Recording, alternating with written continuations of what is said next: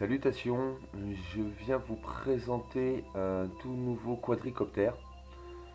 C'est un multirotor qui est distribué par la marque Welstoy sous le nom du Q333 et non du Futur 1 comme il est marqué sur ce paquet. Je ne sais pas où est-ce qu'ils ont sorti ce nom, mais en tout cas c'est pas du tout le nom qui lui est destiné.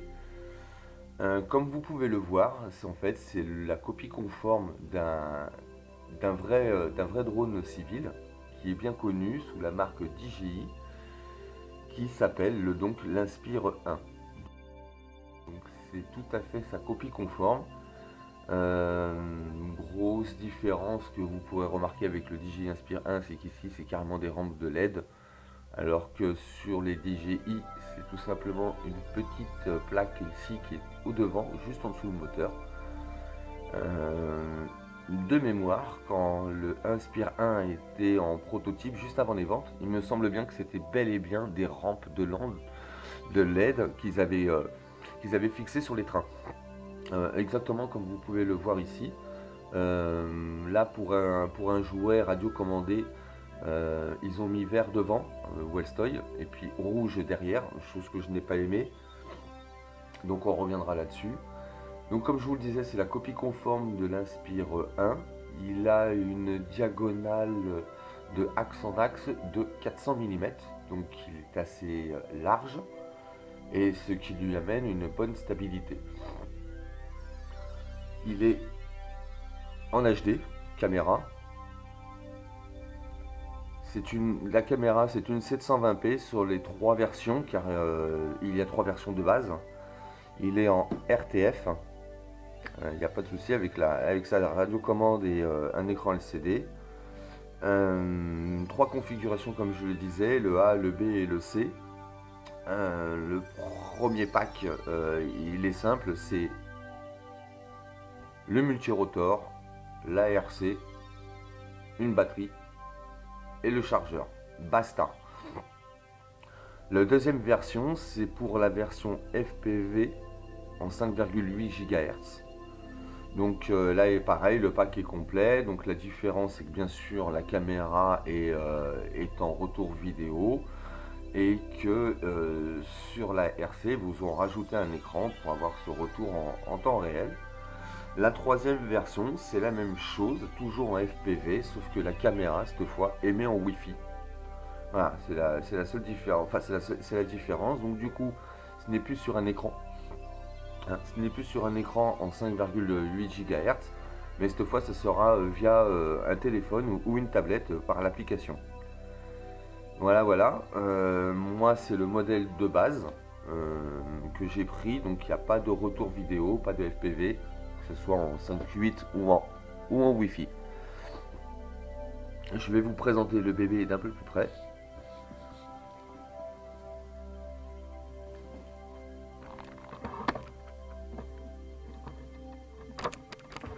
Alors.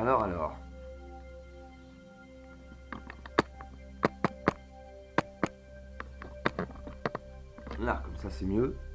Donc comme je vous le disais, une RC, un accu. Alors c'est des accus propriétaires.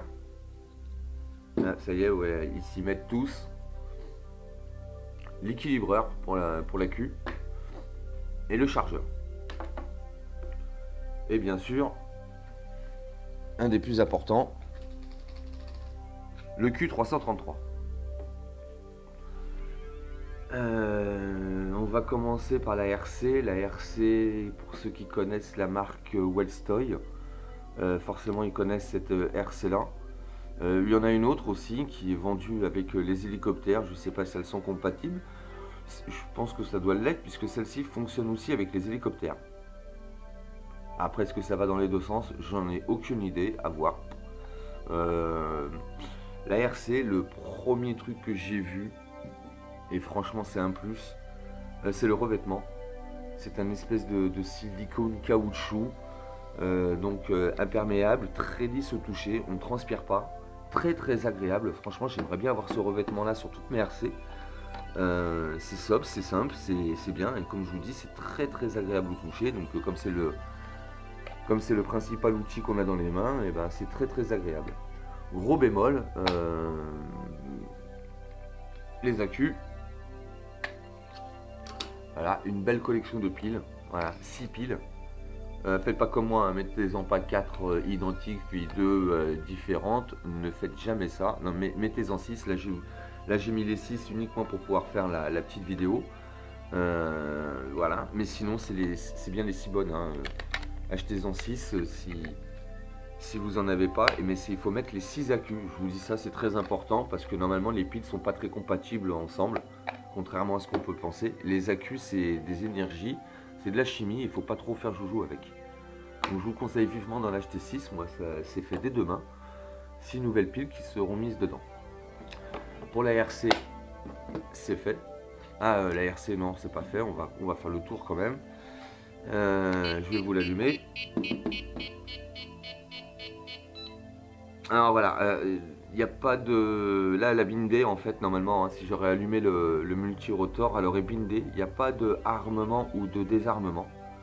C'est le gros défaut que je donne à ce paquet. Ça veut dire qu'une fois que la RC a bindé avec le multirotor, premier coup de gaz, ça part. Donc, côté sécurité, 0 sur 20 là-dessus, parce que bah, c'est bien quand même de pouvoir désarmer. Et en cas de mauvaise manip, voilà, de ne pas faire tourner les hélices et d'avoir un incident, voire un accident. Donc comme vous pouvez le voir, écran LCD, voilà, qui s'active au moindre mouvement. Bien éclairé, la nuit ça marche super bien en tout cas. Les boutons, bon, 40, 60, 80 et 100% des gains. On peut éteindre ou allumer les LED du multirotor. Ici c'est le mode photo, voilà. Si on reste appuyé ici sur celle du milieu, si on reste appuyé, c'est le mode RTH, pas RTL, hein, j'ai bien dit RTH. En dessous, si on reste appuyé, on passe en IOC. En IOC, idle de MOS ou mode sans tête, c'est pareil. Au-dessus, là, c'est encore la caméra, c'est pour la vidéo. Et là, puisque c'est un multirotor au train rétractable, il y a 3 positions. Donc là, il est en position haute, qui est définie pour le land. Donc on peut appuyer autant de fois que vous voulez pour arriver sur la position que vous désirez. Voilà, pour la RC c'est fait. Comme je vous dis, elle est très agréable, assez sensible. Il y a les trims. Ouais, on peut pas les rater, hein. Voilà, le signal pour la transmission et bien sûr les accus de la RC. Voilà, c'est assez sympa. C'est cool, en fait c'est exactement comme j'avais avec le Isian, le Tarantula. La lipo, donc l'Hypomer 2S, 7V4, 2000 mAh. Comme je vous le disais au début, c'est une batterie prioritaire. Voilà. Pas le choix. Pas le choix. Voilà. Alors, pas le choix de ce côté-là pour le chargement. À l'intérieur du multirotor, je l'ai déjà démonté pour voir comment c'était foutu dedans. Il n'y a pas de soudure, c'est que du plug and play, à part pour le câble d'alimentation justement, qui se trouve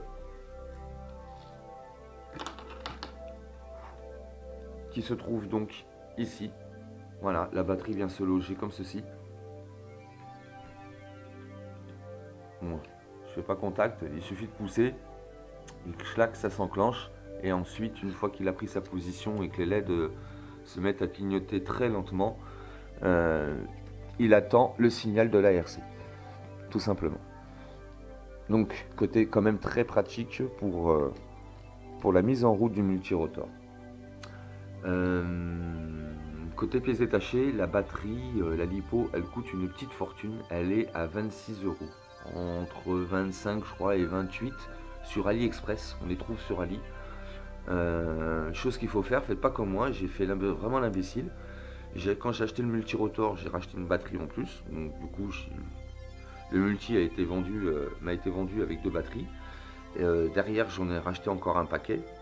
Et comme un imbécile, j'ai acheté ça sur le même site que le multirotor, où les frais de port sont quand même très excessifs.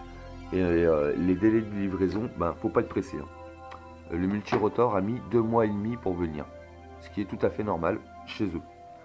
Commandé le 10 octobre, il est arrivé hier. Donc comme je vous le disais, les pièces détachées, vous les trouverez sur le site aussi, où je vous donnerai tout à la fin. Pour ceux que ça intéresse, site et prix, parce qu'il ne se trouve pas partout. Celui-ci, il est méconnu en France. En fait, méconnu en Europe, carrément, parce qu'il n'est pas vendu. Vous ne trouverez pas sur les marchés, et ce qui est dingue, c'est qu'il n'y a pas de publicité pour la consommation. Inconnu au bataillon. Donc vous pouvez le trouver sur quelques sites, donc AliExpress pour les pièces détachées.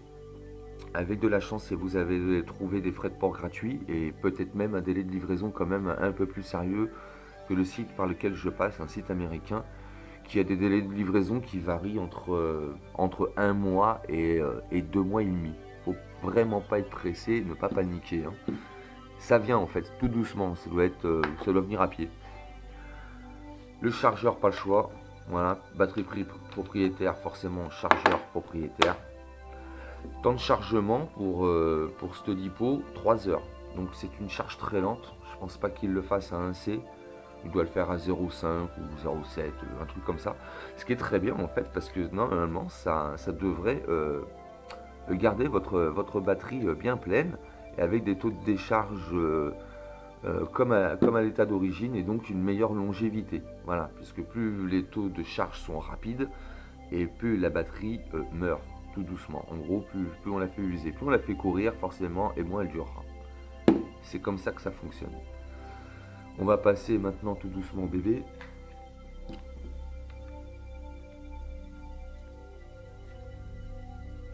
Alors comme je vous le disais, le but de ce multirotor, c'est de copier fidèlement l'Inspire 1. C'est-à-dire que cette fois, on a beau dans le multirotor, comme dans l'aéromodélisme que je connais depuis petit, en fait, en général, les aéromodélistes sont des modèles réduits, hein. Les hélicoptères, c'est l'échelle 1/10 de l'autre hélicoptère, voilà, les avions, etc. On connaît tous. Normalement, ce sont des copies conformes des véritables aéronefs que l'on connaît tous aussi depuis longtemps. Et c'est pareil pour celui-ci. Voilà, Welstoy a fait sortir ce quadricoptère sous la forme de l'Inspire 1. Donc comme vous pouvez le voir, il est quand même très proche du vrai modèle, de l'échelle 1.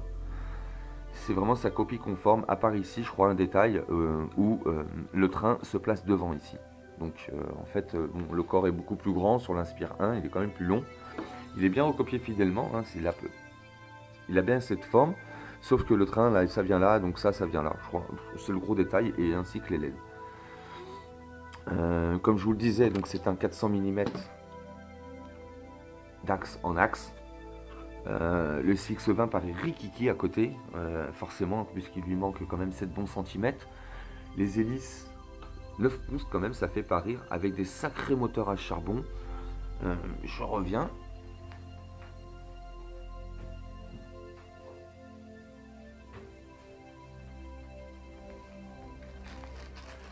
Donc comme je vous le disais, avec de sacrés moteurs à charbon. Voilà. Version horaire et anti-horaire. Voilà la taille des moteurs. Voilà, ils font quand même pas rire. Et du coup, vu que ce sont des gros moteurs à charbon, ça a tendance à bien chauffer. Il faut vous le dire, hein. Ça chauffe très vite ces petits moteurs. D'ailleurs, les tout petits chauffent encore plus vite. Ceux-là, comme vous pouvez le voir, il y a quand même des trous pour laisser passer un petit peu d'air et surtout la poussière de charbon qui puisse être évacuée. C'est ce qui pourrait tuer le moteur. Là, de ce fait, Welstoy, truc de fou, en fait, ils ont quand même, je sais pas si vous allez voir ici, là, il y a un dissipateur de chaleur qui vient se clipper sur le corps, en fait. Donc le moteur, en fait, il vient comme ceci, Voilà, il est là. Voilà, en gros, c'est sa place.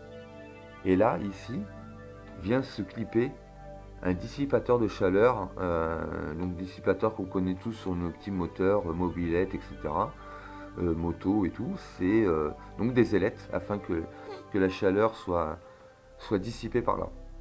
Et ce qui évite au moteur de surchauffer et donc d'avoir une meilleure longévité et de meilleures performances au fil du temps. Donc il est bourré de pièces détachées. Je ne l'ai pas démonté entièrement, je l'ai démonté à 50%, ça veut dire que j'ai fait tomber tout le train, ainsi que la canopie à moitié. Il est blindé de pièces, il est assez complexe à cause du cerveau et de la carte de vol qui peut être optionnée pour le FPV. Tout est plug and play, j'ai pas vu de soudure à part le câble d'alimentation comme je vous le disais. Donc ça c'est le côté pratique, ce qui fait que j'ai tout de suite corrigé un défaut pour recopier déjà une encore plus fidèlement l'Inspire et puis surtout pour pouvoir naviguer comme je l'entends. Et ben j'ai inversé les LED,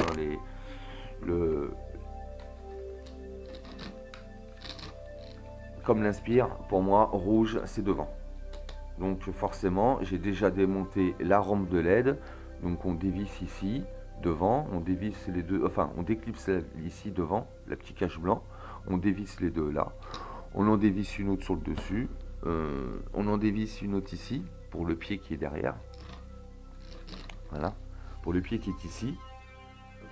On tire à l'intérieur de la cage, là ici se trouvent les connectiques de la motorisation, donc vous tirez sur le petit câble qui correspond au LED, vous faites la même chose de l'autre côté. Vous inversez, vous rebranchez, vous revissez, c'est fini. Voilà, c'est quand même assez simple. En cas de casse, sur les sites dont je vais vous parler, vous trouvez les pièces détachées. Je vous préviens, elles sont plutôt chères. Pour vous donner une idée, sur le site où je l'ai acheté, ils font un pack pour les trains d'atterrissage où les deux trains sont complets. Donc ça veut dire qu'il y a la motorisation, tout ça. Il n'y a plus qu'à refixer en fait le train sur le corps du multirotor et c'est 50 balles les deux trains d'atterrissage. Voilà, c'est juste pour vous dire le prix des pièces détachées. Donc 26 balles la batterie, 50 balles les deux trains d'atterrissage, les motorisations comprises. Hein. Donc ça veut dire avec les trains, les rampes de LED, les dissipateurs, le moteur, les engrenages, les fixations de tout ça, le train d'atterrissage au complet avec sa biellette. Tout ça avec bien sûr de l'autre côté, droite et gauche, complet, 50 balles. C'est cher. Donc à voir sur AliExpress si vous pouvez trouver des prix un peu plus compétitifs et surtout avec des frais de port gratuits parce que là c'est 50 balles sans les frais de port. Hein. Il y a les frais de port à payer à chaque fois. Sur le site dont je vous parlerai. On va mettre le petit bébé en route.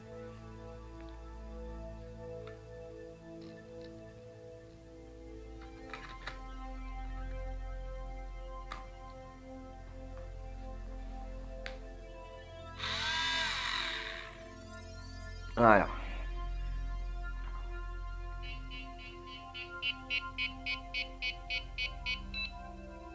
Bah voilà, il est prêt à décoller là. Ça y est, il a bindé. Et c'est surtout qu'il a armé. Voilà, c'est là où je mets une très très mauvaise note. Voilà. Donc une fois qu'il a bindé, en fait l'ARC, bah, on l'oublie un peu quoi. Enfin on l'oublie, on touche pas à la manette des gaz quoi. Parce que sinon, gare au doigt, voire pire. Je l'ai essayé hier, j'ai fait un petit vol plané, j'ai été coupé la tête d'une de mes plantes. Pourtant les hélices, elles ont beau être souples, super souples. Vu la taille des moteurs quand ils tournent et j'étais qu'à gain à 40%, en fait c'était ça le problème. C'est que j'avais pas assez de puissance par rapport à la manœuvre et du coup ben j'ai été taper mes plantes et aucun dommage sur le multirotor. Par contre il n'y a plus de plantes. Je l'ai tondu. Et c'est censé être costaud, en plus une tige assez verte parce que c'est censé donner un buisson de 3 mètres. Mais il me l'a tondu quoi. Donc on fait attention une fois qu'il a bindé. Hein. Bon, grosse particularité de ce qui a fait la grande pub de l'Inspire, c'est ça. Voilà. Hein. Voilà, alors là, d'après ce que j'ai compris, je pense qu'il est en mode halt. Parce que sur tous les descriptifs que j'ai été voir un peu partout, il y a le maintien d'altitude. Alors je ne l'ai pas trouvé sur l'ARC, d'ailleurs dans le manuel c'est même pas décrit. Par contre c'est bien décrit sur les sites comme quoi il y a le mode halt. Et je pense que c'est celui-ci. Ou alors celui-ci. En fait j'ai pas trop essayé, j'ai juste regardé hier son comportement ainsi que son autonomie.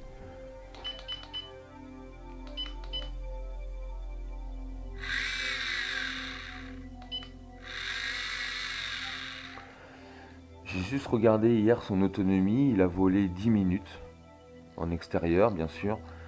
Il a volé 10 bonnes minutes sans problème. Donc j'ai pas fait le fou avec, mais il a volé quoi. Sans arrêt. Décollage, atterrissage en douceur, comme un hélicoptère, mais quand je vous dis en douceur, c'est en douceur. Pas besoin de faire de translation, quoi que ce soit. Il vous fait des descentes à la verticale, mais un vrai petit bonheur. Et encore, j'étais gain, je devais avoir les gains à 40 ou 60%. J'ai même pas tapé dans les 80 ou 100% pour avoir un max d'autonomie déjà et essayer donc d'avoir une bonne longueur de durée de vol pour la prise en main. Et puis surtout, pour le rodage. Pas question de mettre les moteurs à fond. Donc ça a été son rodage, je ne l'ai pas fait sur place, je l'ai fait en volant, mais j'y suis allé tout doucement. J'ai rarement dépassé les 50% des gains. La caméra. Donc ce que je vous ai dit, j'avais modifié, donc j'ai mis la rampe de LED 1, 2, 3, 4. Il y a 5 LED sur une rampe.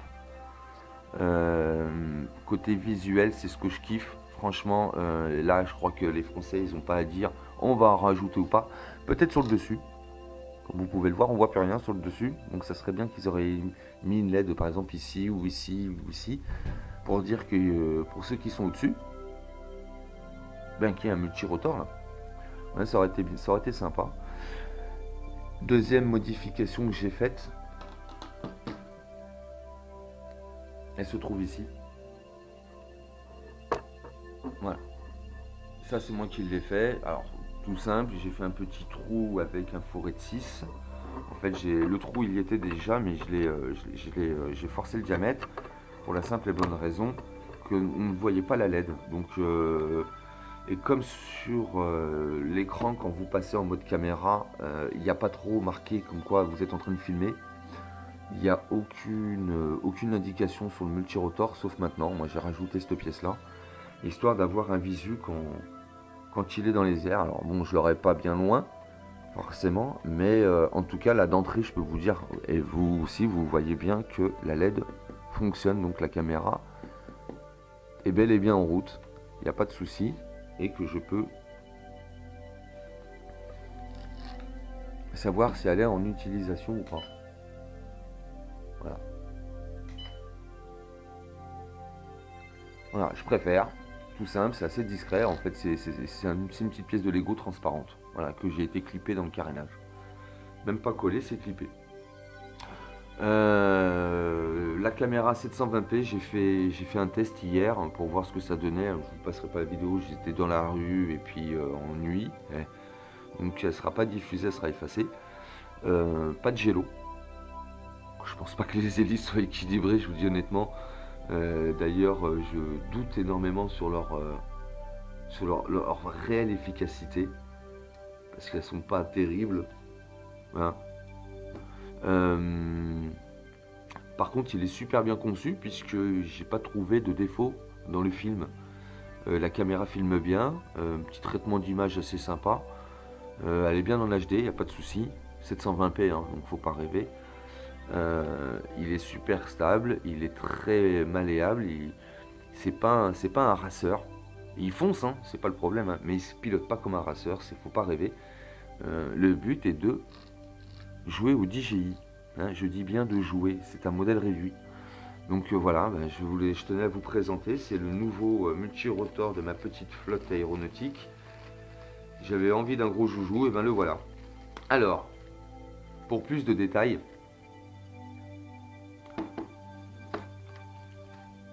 ce pack, je l'ai acheté donc sur le site de Linspart.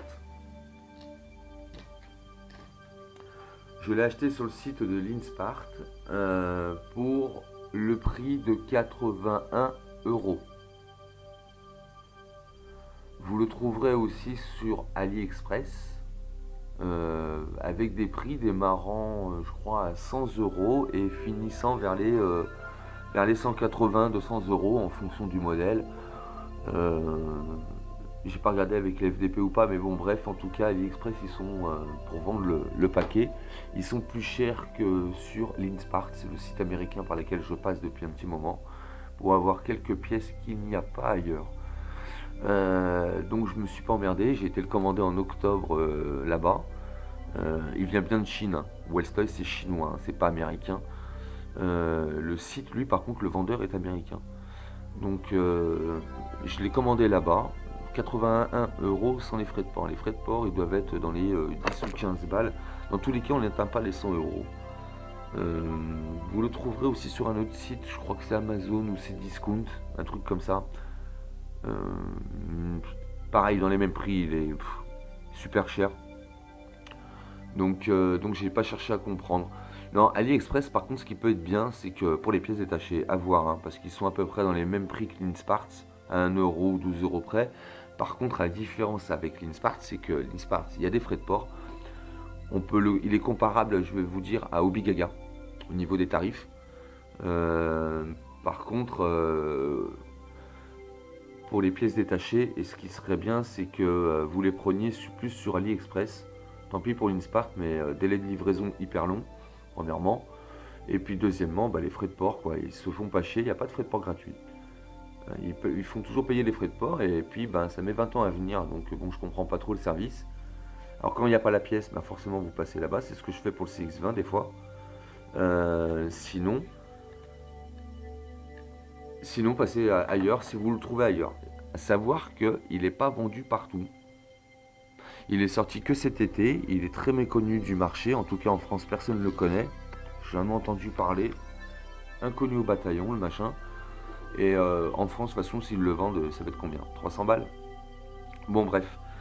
Voilà. Donc, voici ce nouveau quadricoptère que je tenais à vous présenter pour quand même 80 balles. Je trouve que c'est vraiment pas trop cher pour un gros jouet. N'oubliez pas, hein, c'est un 400.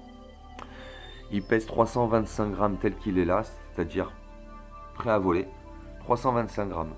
Vu la taille de la motorisation, hélice 9 pouces avec de gros moteurs à charbon, je pense qu'il doit soulever, faut voir, mais il peut peut-être soulever 100 grammes. Donc il y a peut-être moyen de mettre un support là-dessous avec caméra, ça j'en suis persuadé, avec un émetteur, etc. Je vais voir. J'ai déjà acheté un petit peu de matos. On va voir ce qu'on peut faire pour essayer de reproduire fidèlement l'Inspire 1. Voilà. C'est la fin de cette présentation pour le Wellstoy Q333, nouveau aéronef qui vient compléter ma petite flotte aéronautique. Allez, bye bye et bon vol à tous.